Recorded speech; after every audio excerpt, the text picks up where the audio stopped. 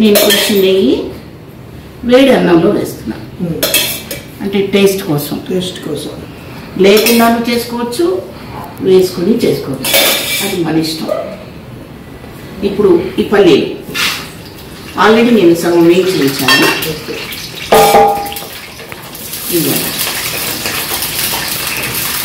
పులిహోర ఇలా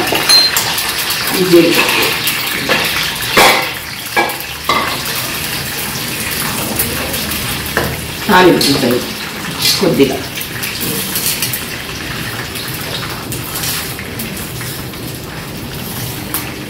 ఇది కొంచెం తర్వాత ఎందుకు వేస్తున్నానంటే మాడిపోకుండా, అవి కొంచెం తొందరగా మాడిపోతుంటాయి.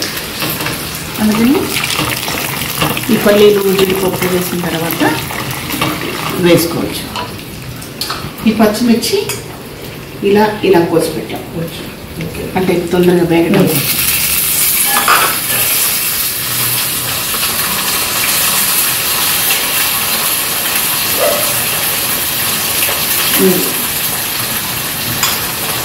అంతే, అన్నీ వేసేసాం.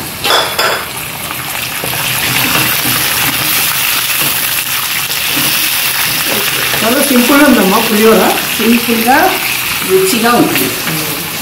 మనం ఎప్పుడన్నా చక్కగా మీరు షిరిడీకి ఎక్కువసారి వెళ్తూ ఉంటారు అనుకుంటున్నాను.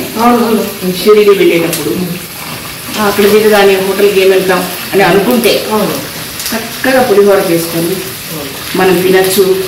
అక్కడ కూడా 10 మందికి పెట్టచ్చు. నేను వెళ్ళినప్పుడు అలాగే చేసుకొని వెళ్ళేదాన్ని. చక్కగా ఒక క్యాన్ నిండా చేసుకుని పులిహోర చక్కెర పొంగలి నైట్ చేసుకుని ట్రైన్లో పెట్టేసుకొని చక్కగా వెళ్ళి పొద్దున్నే దాని అవసరం ఉన్నవాళ్ళు ఎవరో ఉంటారుగా. అందరూ స్టార్ హోటల్స్లో ఉండరు, అందరికీ అడిగినప్పుడు అన్నీ అందుబాటులో ఉండవు. అడిగి తినాల్సిన వాళ్ళు ఉంటారు. అందుకని నేను వాళ్ళని వేరే పేరు పెట్టట్లేదు, అడిగి తినాల్సిన వాళ్ళు ఉంటారు. మరి వాళ్ళకి మనం ఇచ్చామనుకోండి ఎంత హ్యాపీ ఫీల్ అవుతారండి. అలా అన్నమాట. సో ఇది పరిస్థితి.